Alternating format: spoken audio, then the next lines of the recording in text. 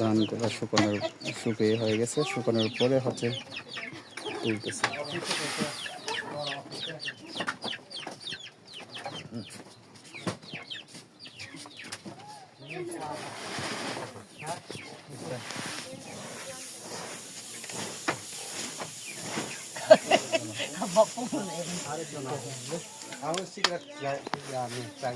ধানগুলো পরিপক্কভাবে একদম শুকিয়ে গেছে। এটা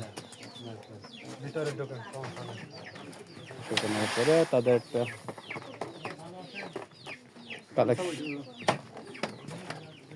এখানে ভরে রাখে।